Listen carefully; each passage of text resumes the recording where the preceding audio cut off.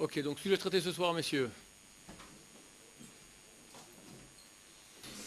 Bon, je vous fais un intro à Shovavim, c'est bien, peut-être en faire en deux fois. Nous trouvons maintenant dans une période intitulée Shovavim. Shovavim, ce sont les rachetevot. L'acrostiche, c'est-à-dire les premières lettres des 6 parachiotes que nous lisons maintenant.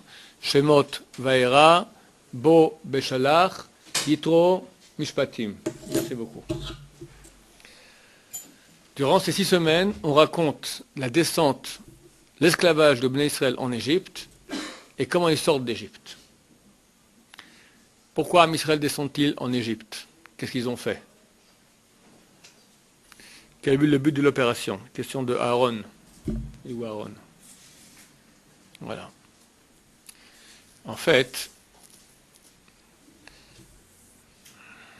nous, Am Israël, nous sommes les âmes du premier homme. Le premier homme, il avait en lui toutes nos 600 000 âmes du peuple juif. Vous direz, nous sommes plus que 600 000 aujourd'hui, nous sommes des parties d'âmes. Nous sommes des parties d'âmes des 600 000 âmes. Il y a beaucoup plus de juifs que 600 000 aujourd'hui. Nous sommes aujourd'hui des millièmes, des 10 millièmes, des millionièmes d'âmes. D'accord? Nous sommes les recalés des recalés qui sont venus encore en réincarnation. On a tout. Hein? C'est que 600 000 religieux? Non, il y en a beaucoup plus. Mais tous les juifs font partie, chaque juif fait partie, qui se convertit au christianisme, il reste juif, d'accord? Parce que c'est une partie d'âme, premier homme. C'est impossible que ça disparaisse. Un juif qui épouse la religion de Jésus, d'accord? Et il pratique tout, machin, tout ça, il est juif. Maintenant, si sa femme, elle est juive, ses enfants sont juifs. Si sa femme, elle est goy, ben ses enfants sont goy. Au bout d'un moment, c'est certain qu'il y a dans le monde un certain nombre de juifs, chrétiens ou pas, qui ne savent pas qu'ils sont juifs, parce que par mère, d'accord, les mères par mère, s'il y avait une juive il y a 2000 ans, d'accord, qui s'est mariée avec des non-juifs, et depuis, toutes les filles qu'elle a eues, de sa descendance, ben, la dernière, elle est juive. Maintenant, un juif maintenant, un juif qui quitte le judaïsme, il devient chrétien, d'accord. Maintenant, si sa femme est goy, ben, ses enfants sont goy, terminé. Lui, il est après la mort, on va le juger pourquoi tu étais chrétien, il va aller en enfer, après il revient, il fait partie des Neshamot juifs. Ses enfants, non. Si sa femme était juive, ses enfants, oui. Et voilà.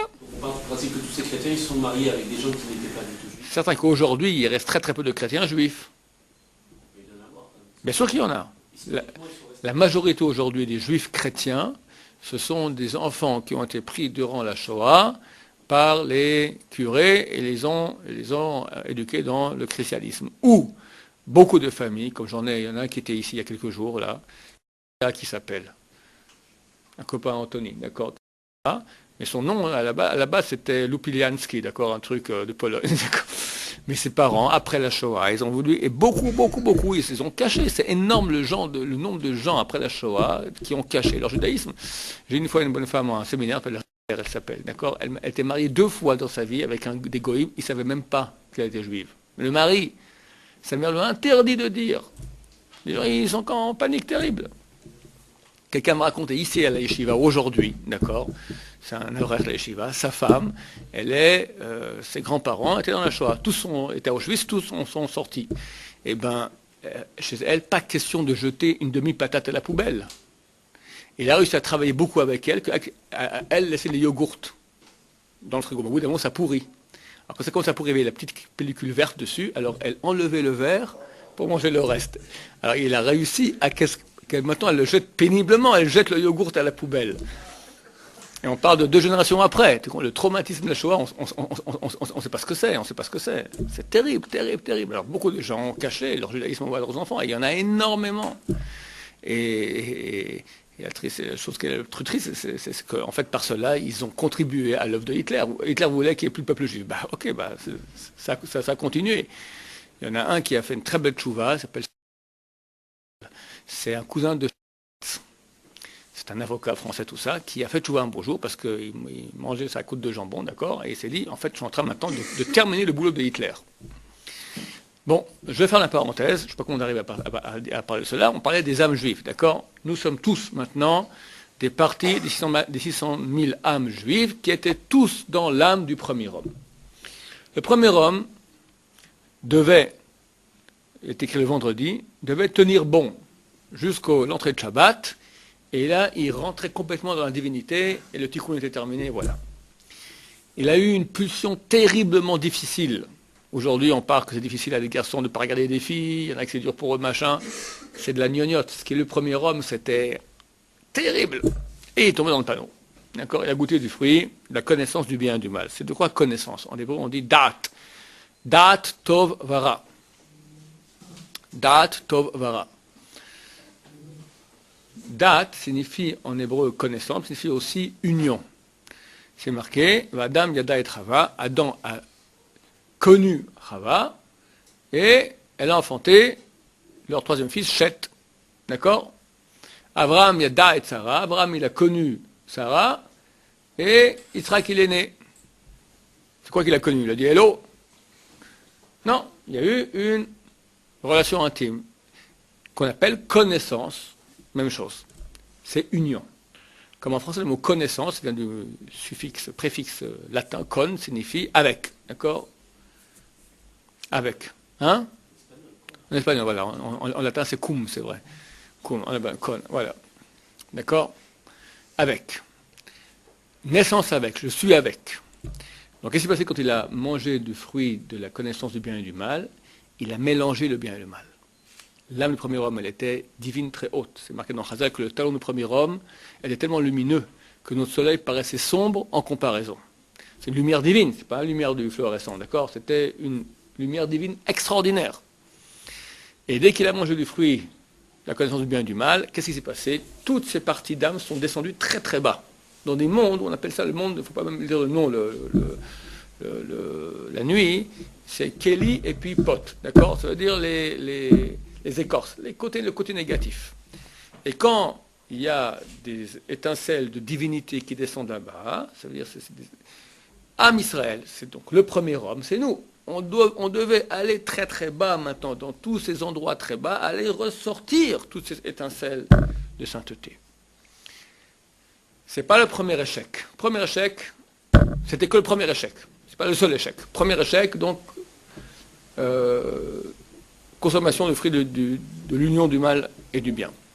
Ensuite, il y a eu, troisième génération après Adam, Shet, Enoch. Enoch, génération de Enoch, Az Huhal, l'ikro Beshem Hashem, c'est marqué dans Bereshit. Huhal, Hulin, ça veut dire profane. On a commencé à profaner le nom de Dieu. On a commencé à faire l'idolâtrie. Après, il y a eu le déluge. Après, il y a eu la tour de Babel. Après, il y a eu Sodome et Gomorrhe. La descente en Égypte était la réparation de ces 4 échecs. 4 échecs, je pars sans compter le premier homme. Premier échec, Enoch. Deuxième, le Maboul, le déluge. Troisième, tour de Babel. Quatrième, Sodome. C'est l'humanité qui va et qui rentre très profond dans le mal. C'est-à-dire, pourquoi la Torah nous raconte cela? Qu'est-ce qu'on a à faire? C'est pas un bouquin d'histoire. Elle raconte en fait l'histoire des âmes du premier homme. C'est nous. On sont allés d'échec en échec. Maintenant, il faut commencer à réparer. C'est quand? En Égypte. Un des grands moyens de réparation, c'est la souffrance. Quand quelqu'un souffre, il fait en fait les efforts qu'il aurait dû faire pour ne pas pécher. Quand tu as une tentation de pécher, tu te retiens, tu souffres, d'accord? On te fait faire cette souffrance-là. Les 400 ans en Égypte, ils étaient en Égypte qui était appelé Hervat Haaretz. Hervat, c'est la nudité, c'est-à-dire l'endroit de la Touma le plus grand du monde. Il fallait aller tout en bas maintenant. Et comme il dit Dieu à Moshe Rabbeinu, et quand ils vont sortir, ils vont en ressortir d'Égypte, ils vont sortir avec un grand butin. C'est quoi un grand butin? C'est marqué qu'ils ont rendu l'Égypte comme un endroit d'eau qui avait une mer sans poissons, ou un autre avis dit comme une grange sans graines. Ça veut dire qu'ils ont pris toutes les étincelles de sainteté. Pourquoi Pharaon ne veut pas laisser sortir Am Israël? Parce que comprenez qu'avant que le premier homme il ait péché, les forces négatives qui sont en bas, ce sont des forces de mort. La mort, par définition, elle est morte. Elle n'a pas de vie. Maintenant, la vie, c'est Dieu.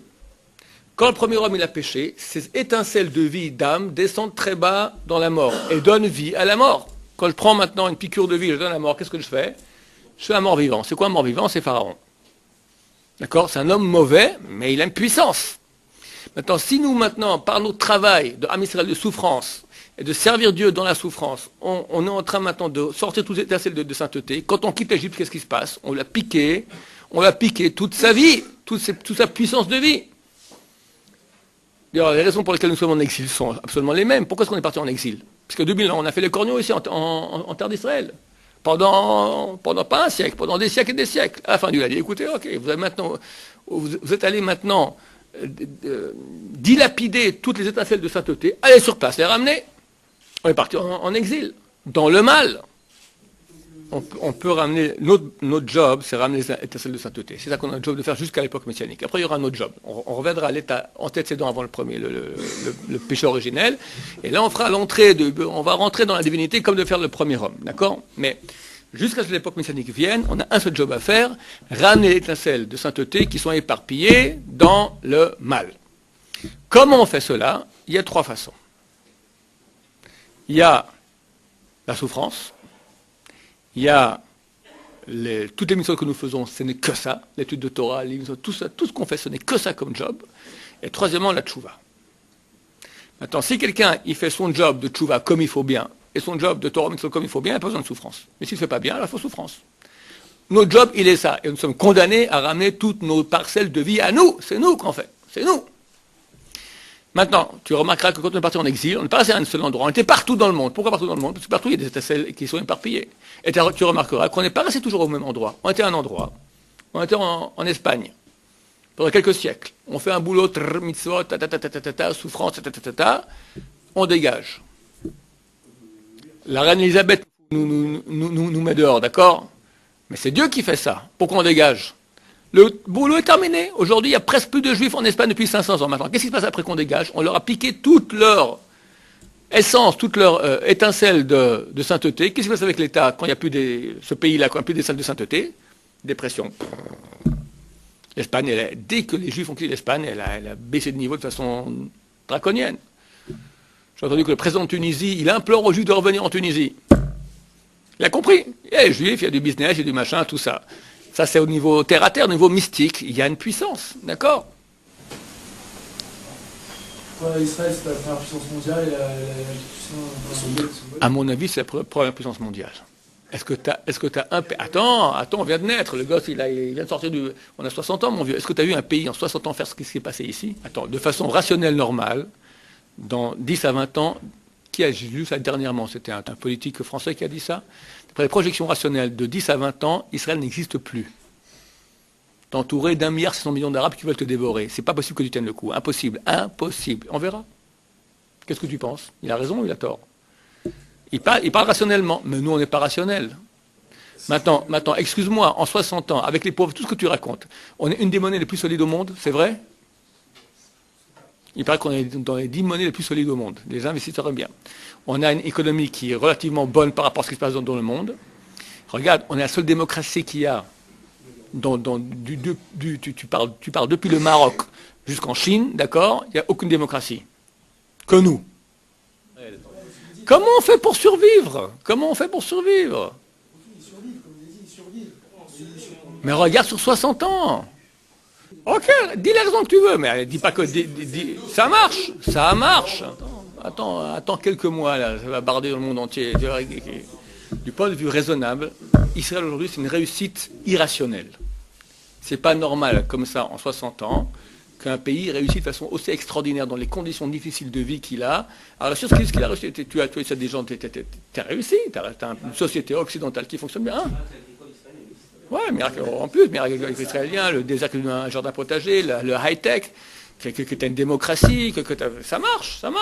Tu as du tordu, là, pas bien. Ok, mais c'est quand même assez extraordinaire. Maintenant, ça c'est rationnellement. On va voir encore maintenant une projection de ce qui va se passer bientôt, parce que le monde religieux, quand on commence à monter, il y aura plus de sainteté. Le fait que maintenant on revient en terre d'Israël, c'est-à-dire que le job il est fini, on est en train de prendre toute l'étincelle, on revient ici en terre d'Israël. Et c'est là que tu as bien, et c'est là, et tu as raison. Et attends, oulala, ça va, un feu d'artifice il y aura bientôt. J'ai aucun doute là-dessus, mais aucun doute là-dessus. Et ça c'est une projection, on l'a pas vu. Mais on le verra, Bézat Hashem. Tu le verras et je verrai, Bézat Hashem. Est-ce qu'on a vécu plus dur maintenant? Oui. Fini, genre le tir est passé? Ouais. Non, je t'ai déjà dit, Benson il m'a dit qu'à son avis, beaucoup disent comme ça, que Gog et Magog aura lieu, mais toute la souffrance de Gog et Magog est déjà passée dans la Shoah. C'est terminé, ça va aller relax. Hein? Hein? Ouais, non, il pense. On va en avançant. Qu'est-ce que vous faites ici, vous, là? Attends, la yeshiva, il y a 4 ans, la yeshiva, il y avait 15 personnes. Oui, je me rappelle. Ouais. Notre meilleur chute, c'était 25. Là, on est bien à 52 aujourd'hui. Et attends, il y en a, chaque semaine, ils arrivent. Je vais les mettre dans la run code et je pense que je vais les mettre là. Non. Les chefs d'assimilation ont toujours été grands. Les chefs d'assimilation ont toujours été grands. Et aujourd'hui, il y a une grande chouva. Maintenant, qu'est-ce qui change entre avant et aujourd'hui? C'est qu'avant, les assimilés, c'était des gens qui connaissaient la Torah et qui quittaient. C'est très grave. Aujourd'hui, c'est des ignares, fils d'ignards. Alors, c'est aucun poids. C'est perdu, c'est triste, mais c'est pas grave. Dans la mesure où, dans le ciel, c'est pas méchant. Je veux dire. Moi, je pense que Dieu, il a vu, je pense que c'est un dommage collatéral, mais je pense que Dieu a vu, il y a un siècle déjà, qu'est-ce que les actions des Rechaïm, qui est un siècle juif conquistateur, qu'est-ce que ça amènerait? Et il a fait payer déjà la Shoah. Alors, nous, on a payé, terminé. Maintenant, on profite, et c'est certain que la Shoah qui est aujourd'hui, ça a à voir avec la Shoah. C'est clair que c'est un feedback positif. Toute la souffrance qu'il y a eu, ça te donne du crédit. Comme ça, les gens font Shoah comme ça. Qu'est-ce qui arrive? Un type, il est bien dans sa vie, il va, il porte la Torah, un texte qu'il y a 2000 ans, c'est ma boule. Il va étudier, voilà, achète-toi une villa, prends une bagnole. Non, je vais à Jérusalem, je lis la Torah. C'est fou. On vit une époque extraordinaire, ce soit très clair. Je reviens sur Shuvavim, je reviens quand Alors, on est parti dans tous ces états-là pour ramener nos étincelles de sainteté. Maintenant, nous sommes au retour Tchouva, c'est Tashuv, Hey, revient Hey. Hey, c'est la dernière lettre du nom de Dieu. C'est celle qui est en galoute, c'est l'exil, c'est les étincelles de sainteté qui sont parties. Quand on fait tchouva, on ramène. Et aussi, c'est marqué Veshav Hashem et Shvutecha, c'est marqué que Dieu te ramènera en terre d'Israël. Il appelle Shvutra, c'est le retour. Shvut, c'est Shivat Sion, d'accord, c'est la même racine. Quand il y a un retour spirituel des âmes, il y a aussi un retour matériel, physique des gens. L'un provoque l'autre. C'est pas pour rien que tout à coup Dieu laisse maintenant les gens revenir en terre d'Israël. De tout temps, les Juifs ont voulu venir en terre d'Israël. Qu'est-ce qui s'est passé? Parce que Ben Gurion s'est levé un beau jour à cause de lui, à cause de Théodore Herzl. Ça, c'est le moyen, ça, c'est l'habit. C'est que Dieu a dit maintenant, voilà, vous faites chouva, vous souffrez, on vous ramène maintenant en terre d'Israël. Le tikkun, il est en train d'être terminé. C'est clair. Pendant ces 6 semaines spécialement, vu que nous lisons la Torah, comment Béné Israël était en Égypte, et on fait le tikkun de ramener les étincelles de sainteté, c'est le moment spécial durant toute l'année, le meilleur moment pour ramener nos étincelles de sainteté qui sont parties dans les forces impures. Maintenant, une des avérotes, un des péchés qui éparpille le plus les étincelles de sainteté, c'est Zera le Batala. C'est la semence en vain. Et j'imagine avec cela toutes les interactions sexuelles qu'on aurait pu faire. D'accord? Parce que dans tous les cas, tu donnes des étincelles de vie, c'est quoi? Le plus spermatozoïde, il peut donner la vie, d'accord? Et il part dans le nul, dans la nullité. D'accord? C'est exactement cela. Tu donnes maintenant ta force de vie, ta neshama, dans le mal. Pendant 6 semaines, il y a un tikkun énorme à faire pour ramener ces étincelles de sainteté réparées. D'après la Kabbalah, celui qui a fait une fois de sa vie Zera la Batala volontairement, d'accord, il doit jeûner 84 jeûnes de suite. Pour chaque fois. Donc les jours finiront en jeûne et on n'aura pas encore fini notre tikkun. Alors, ça vaut la peine une fois dans sa vie, une fois qu'on est marié déjà, une fois qu'on a au moins 3 ans d'eshiva dans le ventre et 1 an de mariage, de faire une fois ce tikkun-là, 84 jeûnes, c'est pas forcé que c'est très difficile, mieux vaut faire par exemple, les rabbinim autorisent de faire un jeûne, un jour de jeûne, ou 3 jours de jeûne non consécutifs, lundi, jeudi, lundi par exemple, et tu payes en tzedaka l'argent que tu aurais dû dépenser pour manger durant 84 jours. En disant, on va dire par exemple, pour manger il faut 20 shekels, d'accord, pour 2 repas bien. Non, tu n'es pas obligé de manger maintenant un steak caviar. Tu peux manger un peu de pain avec un peu de pain, d'accord? Alors, ça suffit, un peu de pain, un peu de margarine, ça va aussi. Combien ça coûte un pain de margarine pour une journée? Ça coûte beaucoup moins de 20 shekels, on va dire. Alors tu donnes 84 fois cette somme. Si c'est, on va dire, 10 shekels, ça nous fait 840 shekels. C'est moins ça. Pardon? 160 shekels pour les 84. Bon, très bien. Ok, donc tu donnes cette somme-là, et c'est déjà un bon début. Alors, c'est une marloque. Normalement, le top, c'est 84 jeûnes vraiment pour chaque fois. Mais c'est pas possible. C'est pas possible. Il faut oublier. Donc, Ben Ishraï, très grand kabbaliste, il dit, et d'autres aussi disent, tu jeûnes un jour, ou tu jeûnes 3 jours, et tu donnes la somme d'argent. Et il y en a qui disent que c'est pour toujours, il y en a qui disent que c'est pour un jour. En tout cas, ça vaut la peine durant ces jours-là, quand vous serez mariés après 3 ans de Torah et 1 an de mariage, de faire cela. En attendant, qu'est-ce qu'on peut faire de très grand? Le Gaon de Vilna, il écrit que plus grand que toutes les ta'aniot, que tous les jeûnes, d'accord? C'est plus grand que toutes les flagellations qui sont marquées dans les bouquins de Kabbalah. Il y a un truc à faire, qui est quoi? 2 trucs à faire. Il dit, étudier la Torah avec entrain et retenir sa bouche et ses envies. Et ses envies. Tu as envie maintenant d'un chocolat, bah tu ne manges pas. C'est pas facile. Surtout c'est dans ouais, bien sûr.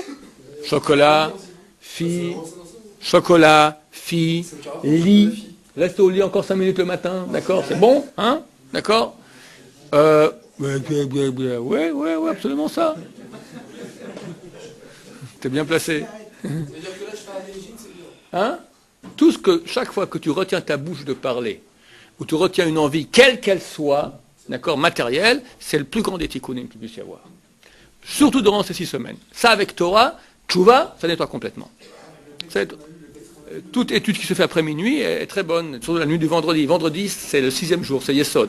Toujours 6, ça correspond à la Brit Mila. D'accord? Au niveau des sphères, le 6e point, c'est pour les Sfaradim, c'est très bien de monter à la Torah, 6e. D'accord? C'est la vente qu'ils ont, la liée qu'ils ont le plus cher. Pas ni la première, ni la 3e, c'est la 6e, parce que c'est Yesod. D'accord? Vendredi, c'est le 6e jour. C'est le jour de prédilection pour étudier la Torah. C'est pour ça que qu'est-ce qu'il fait le Sahara? Qu'est-ce qu'il fait ici vendredi, au point de vue Torah, à l'Eshiva?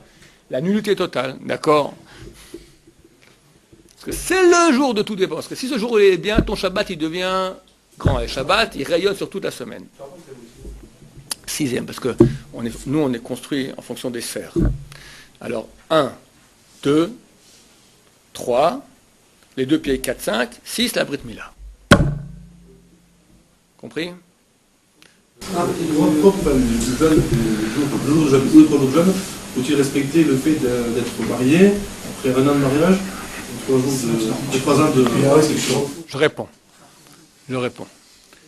Le jeûne, c'est venir avec un pistolet, mettre sur la tempe du Yetzirara. Le Yetzirara, il a bossé dur. Il t'a amené des filles, il t'a amené des pensées, tous les jours, pour te faire pécher, d'accord? Et il a réussi.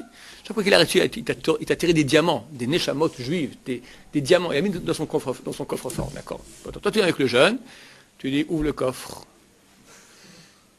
Il ne peut rien faire, il ouvre le coffre, et il voit toute sa fortune repartir. C'est très fortiche, d'accord?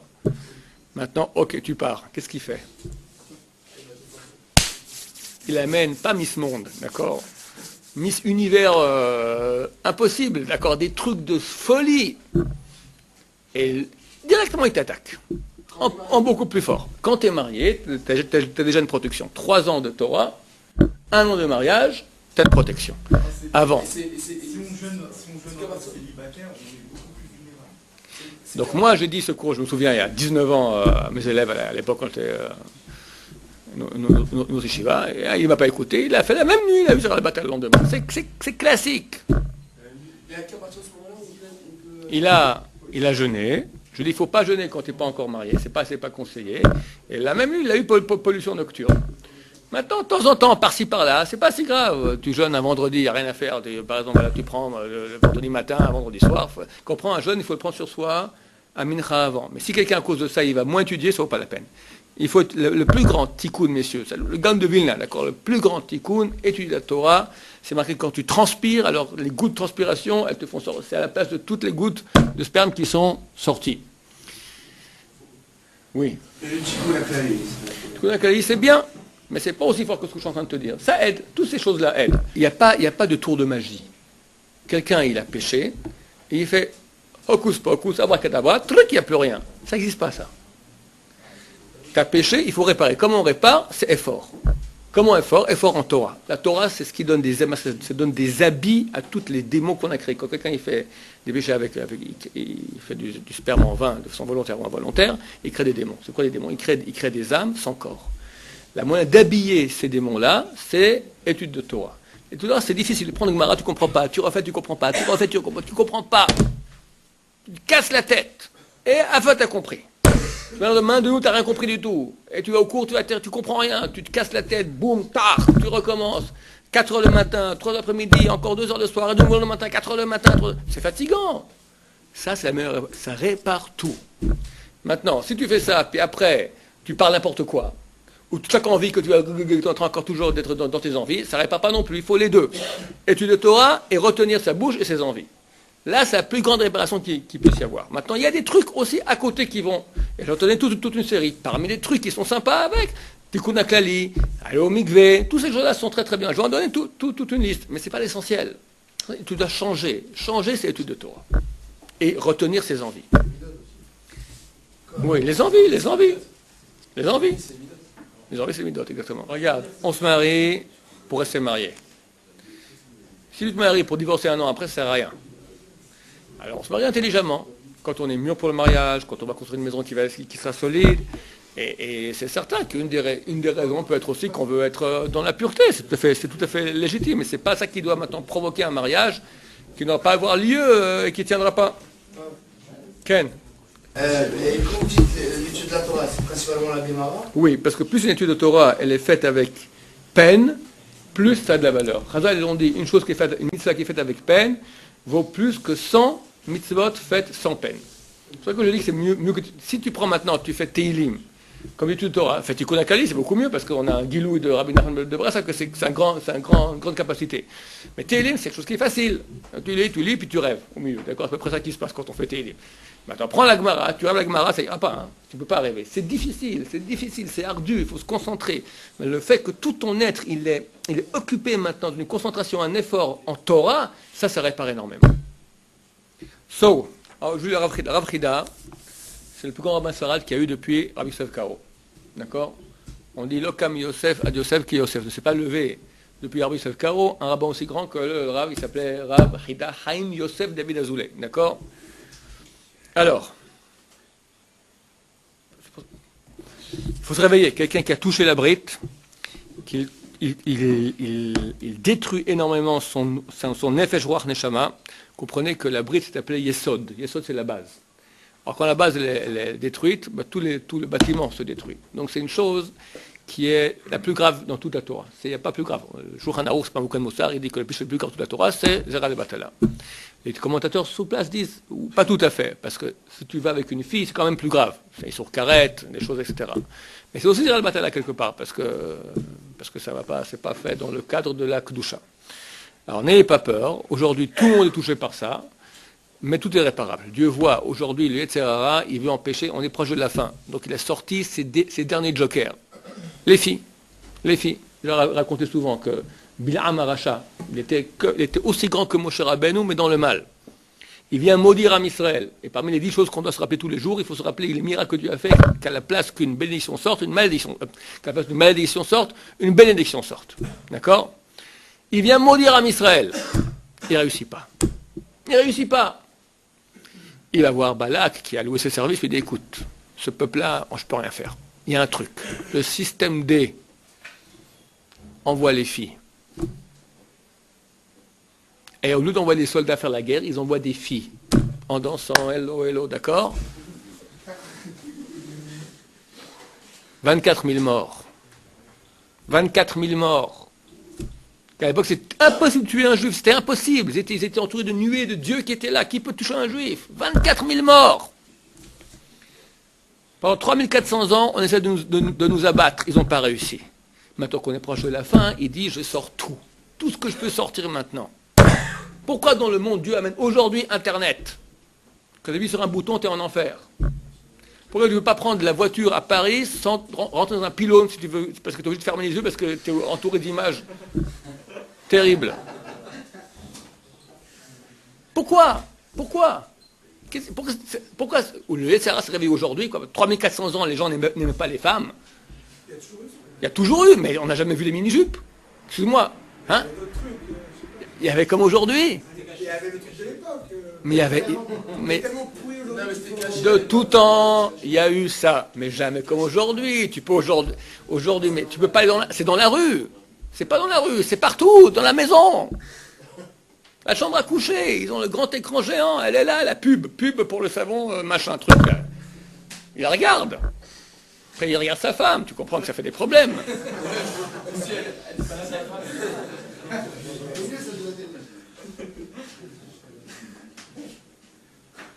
Il y a aujourd'hui, mais c'est compliqué d'avoir. Tu appuies sur un bouton, tu rentres dans l'enfer, tu veux ce que tu veux, l'enfer de l'enfer, des choses inimaginables. Il n'y a jamais eu ça à ce point-là. Comment un jeune homme aujourd'hui y tient? Pour moi, c'est un miracle. C'est un miracle. Il y en a beaucoup qui ne tiennent pas. Il y en a qui m'a appelé hier, il ne tient pas. Il ne tient pas, il n'arrive pas, il a toutes ses forces, il pleure, il n'en peut plus. C'est très difficile, très très très difficile. Dieu voit bien ça. On est en guerre terrible. Maintenant, quand tu tiens, tu te bats, tu as une lumière extraordinaire. Alors, vu que ce péché est tellement grave, il veut toucher ça. À nous maintenant de nous battre, et on peut. Alors, bon. Aucun péché ne fait autant de mal, crée autant de démons que ce péché-là. Et ça repousse la Géoula, car le fils de David, le Mashiach, ne se dévoile que lorsque tous les âmes qu'il y a dans le corps seront venus sur terre. Le corps, c'est 600 000 âmes du premier homme qui vont venir sur terre pour faire leur tikkun. Maintenant, quand on faisait la batala, on prend de ces âmes-là qui devaient venir sur terre, on les prend et on les envoie, tac, dans le kali, dans le mal. D'accord? Alors, tout le boulot qu'on devait faire durant des millénaires, aller rechercher les étincelles, on le refait maintenant. D'accord? De plus que nous sommes maintenant dans le 6e millénaire, nous dit le Rav Chida. 6e millénaire, de nouveau, c'est Yesod 6. Donc c'est le super...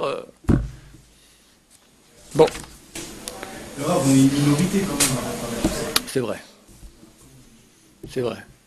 Et tu dis une minorité à réparer. Allez, va qu'on répare, d'accord? On va dire, on limite la casse. Alors, Chazal on dit, et ça, il faut bien le comprendre, et ça répond à ta question de Nathaniel auparavant, il y a beaucoup de grande assimilation. Si on ne pense pas à ça, on se tire une balle dans la tête, on est désespéré. Chazal on dit, peu de lumière repousse beaucoup d'obscurité. Ben, c'est déjà l'heure. Je raconte une histoire que j'ai racontée 40 000 fois, mais je vous la répète quand même. Comprenez ce que c'est. Rabbi Chaim Vital, il a écrit toute la Kabbalah. Kitvé Hari. Il était à Tzfat. À l'époque, il y a 500 ans à Tzfat, encore aujourd'hui, tu sens de la pureté à Tzfat. C'est ce qui reste, le reliquat de ce qu'il y avait il y a 500 ans. Si nous étions à Tzfat il y a 500 ans, on tombait dans les pommes, tellement c'était pur, tellement c'était saint. Rabbi Chaim Vital, son maître, Rabbi Noari, lui dit, sage Rabbi Chaim, tu es grand comme Rabbi Akiva. Rabbi Chaim, il dit, moi je sais qui je suis. Moi je suis un nul de nul. Bon, je sais quelques mitzvot par-ci par-là, mais Rabbi Akiva, c'est marqué que lorsque Dieu est monté au mont Sinaï, il a vu toutes les âmes venir, il a vu l'âme de Rabbi Akiva. Il a dit à Dieu, Dieu, tu es un homme comme Rabbi Akiva, tu transmets la Torah par moi Moshe, mais je suis moins que Rabbi Akiva. Dieu a dit, tu as raison, il est plus grand que toi. Mais comme ça, j'ai décidé que ce serait toi, Moshe, et pas Rabbi Akiva. Donc c'est un top niveau. Donc je suis rien par rapport à lui. Rabbi Noari lui dit, tu as raison, tu n'es rien par rapport à lui. Mais comprends, à l'époque de Rabbi Akiva, il y avait une lumière dans le monde énorme. Donc lui, tu as un projecteur énorme, Rabbi Akiva. Maintenant, prends un projecteur en plein jour, qu'est-ce que ça fait? Pas beaucoup d'effet. Toi, Rabbi Chaim, tu es une petite flamme. Mais aujourd'hui, à notre époque, les forces du mal se sont beaucoup épaissies et le noir est devenu énorme. L'obscurité, on est dans les ténèbres. La petite lumière que tu fais, Rabbi Chaim, elle équivaut en effet dans le ciel à ce que c'est le projecteur de Rabbi Akiva il y a 2000 ans. Messieurs, c'était il y a 500 ans à Tzfat. Rabbi Noari lui dit, nous sommes maintenant dans une époque où les forces du mal sont beaucoup épaissies, c'est des ténèbres. C'était il y a 500 ans à Tzfat, que si nous on était à Tzfat aujourd'hui, on tomberait asphyxié tellement il fait pur, c'était lumineux et pur. Qui y avait là-bas à l'époque à Tzfat? Rabbi Yosef Karo, celui qui écrit le Shulchan Aruch. Le Rabbi Moshe Cordovero, le Rav de Kabbalah de Rabbi Noari. Rabbi Noari, Rabbi Chaim Vital, Rabbi Elio de Vidash, qui a écrit un bouquin qu'on a ici à la Yeshiva, qui est le must en Moussar. C'est un truc de malade, tellement ils étaient saints ces gens-là. Le Al-Kabetz, le Hachach HaKadosh, le Radbaz, Rabbi Zimra, Marie Bérav, qui avait encore des monstres de Torah. Alors je pose la question maintenant. Un gosse de 18 ans, 20, 25 ans, peu importe, qui est à Paris, et qui vient ici à Yerushalayim, et qui est assailli par les images qu'il avait, qui est assailli par des SMS de bonnes femmes, d'ex, de machin, de Facebook, de Hashem Ishmor. Et il tient bon. Ça coûte bon, il lâche tout. Plutôt. Il ne fait pas de péché. Il reste un bon juif. Quelle lumière il fait? Vous me direz, non mais c'est rien, Rabbi Akiva, Rabbi Ahmed, c'est des gens super saints. Oui, mais eux, à l'époque, c'était une lumière. Toi, maintenant, tu n'es pas dans le noir. C'est le noir du noir. On dit que Bnei Israël en Égypte, ils sont arrivés au 49e char, portail d'impureté. Aujourd'hui, on rentre dans le 50e. On est dans le 50e. On est inimaginable. Personne n'aurait imaginé qu'on puisse arriver à des trucs pareils. Et tu as des juifs qui restent juifs, qui tiennent bon. Une bonne femme lui envoie un SMS, viens, je t'attends, et tac, il ferme. Mais c'est colossal. C'est colossal. C'est colossal. Donc c'est vrai qu'on est peu. Mais le peu de lumière qu'on fait repousse beaucoup, beaucoup d'obscurité. Amen, Kénérat.